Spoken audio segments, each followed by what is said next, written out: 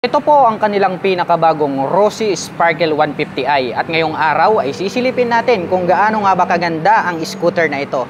Yan ang ating alamin ngayon. Tara!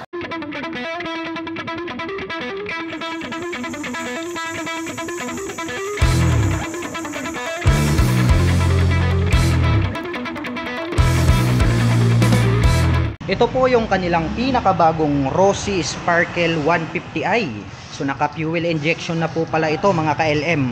At mapapansin natin na talagang may kahawig po siya.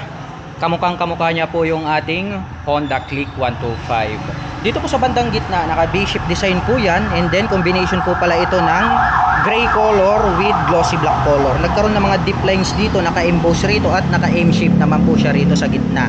At may nakalagay naman po rito na decal na FI Euro 4. Gaya po ng sabi ko sa inyo, naka fuel injection na po ito, kaya maaasahan din po natin na matipid na po siya sa pagkonsumo ng gasolina. Silipin po natin ito pong kanyang main headlight, hawig na hawig sa click, no? May partition sa gitna, mayroon po siyang high beam and low beam. At ang very attractive dito po, ito pong kanyang daytime running light. Kakaiba rin po, no? Very unique yung kanyang design. At included na po pala dyan yung kanyang turn signals dito po mismo sa kanyang headlight assembly. At dito po sa top, mayroon pong nakalagay rito na lining na red decal, minimal lang naman. At sa kabila naman po, may nakalagay po rito na water cooled. Wow!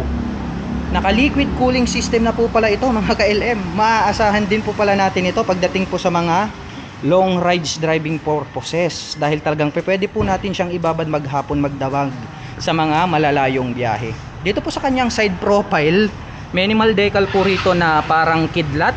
Tapos mahaba po siya, red color. May nakalagay po rito na lining na red, 150 in white color na decal at AFI technology. So nakalagay rin po rito in red color yung kanyang pagka-fuel injection.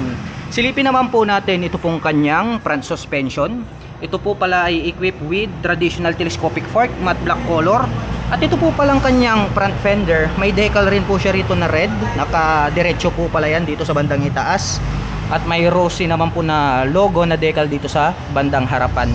At ito po pala ay mayroong single rotor disc brake na flower design with 2-pot caliper.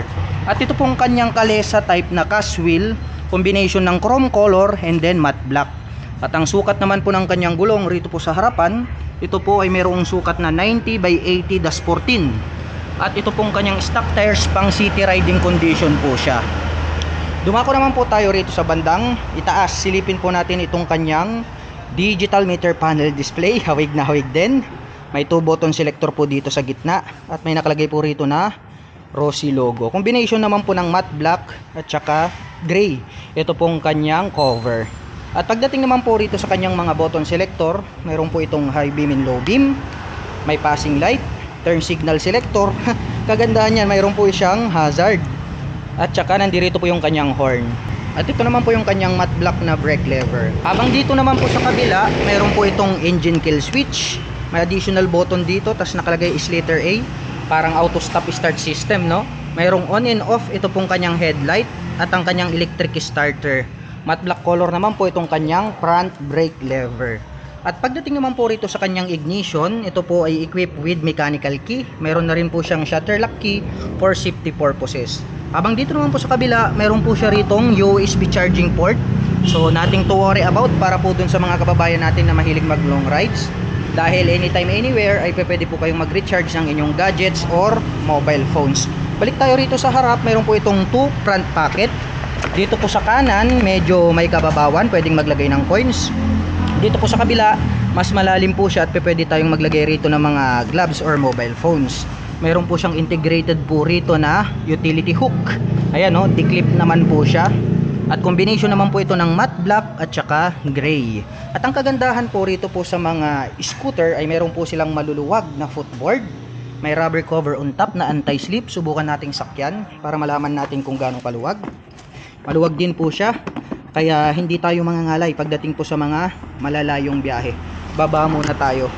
Ang kagandahan po kasi nitong mga scooter, since meron po silang maluwag na gulay board, yung mga malalaking bagay na hindi po kasya dito sa kanyang underseat compartment ay pwede po nating ilagay rito sa bandang harapan.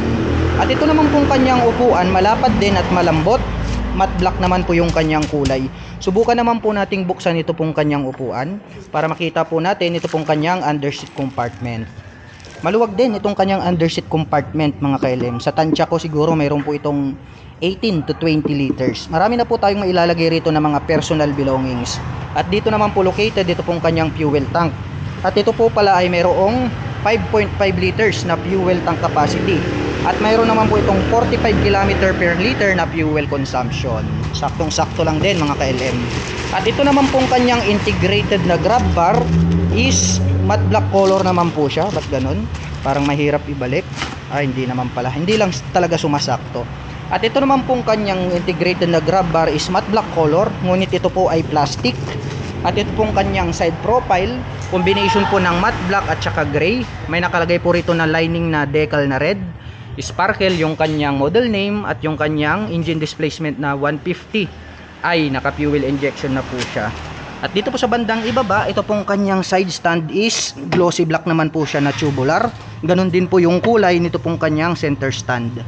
At ito pong kanyang pillion step is gray color naman po siya para po sa ating back rider. At ngayon naman po ay susubukan nating sakyan ito pong kanilang Rossi Sparkle 150i para malaman po natin kung gaano nga ba ito kataas. By the way mga ka-LM, ang aking height is just around 5'6". Sukatin na lang natin gamit po yung aking taas. Makikita naman po natin flat-footed tayo rito, kaya masasabi ko naman na very comfortable ito para sa mga kababayan natin na 5 flat and above. At ito naman pong kanyang engine, swabe din yung pagkakadesenyo. Combination po ito ng matte black and then glossy black. May naka-intact naman po rito na logo ng Rossi.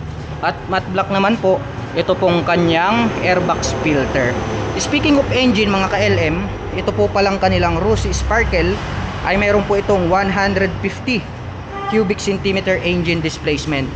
Naka single cylinder, single overhead cam, 4-stroke with 2 valve. At nakakapag-provide naman po ito ng maximum power na 10.5 kW at 8,250 RPM. Habang nakakapagbigay naman po ito ng maximum torque na 14 Nm at 6,500 RPM. Saktong-sakto lang, malakas na rin mga ka-LM. Silipin naman po natin ito pong kanyang rear suspension. Ito po pala ay gumagamit ng single shock absorber. Sayang no, hindi na nila ginawang dual shock absorber. Hindi po ito adjustable. Red naman po yung kanilang ginamit rito na coil spring. At pagdating naman po rito sa kanyang rear braking system, equipped naman po ito ng mechanical drilling or yung tinatawag po nila na drum brake. Mapunta naman po tayo rito sa bandang itaas. Ito pong kanyang tail light. Wow! Maganda rin po yung kanyang pagkaka-design dahil yung kanyang brake light is diamond shape na LED. At maganda rin po yung pagkaka-design nito pong kanyang split na daytime running light. Nandirito naman po located dito pong kanyang mga mahahaba na turn signals. LED na rin po yan. At ito pong kanyang rear fender, ang kanyang nagsisilbing plate holder. Mayroon po itong integrated na plate light at may light reflector dito sa bandang gitna. Silipin naman po natin ito pong kanyang gulong rito sa likuran. Ang ganda po pala nito pong kanyang mags, no? Para po siyang kalesa type. Combination po pala ito ng matte black, tapos nagkaroon po siya ng lining na chrome. At ang sukat naman po ng kanyang gulong rito po sa bandang likuran, ito po ay mayroong sukat na 100/80-14.